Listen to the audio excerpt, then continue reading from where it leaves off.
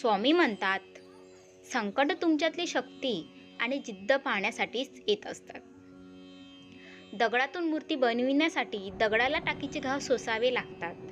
तसेच आपल्यातील मानवी मूर्ती बनविण्यासाठी आपल्यालाही परिस्थितीचे घाव सोसावे लागतात.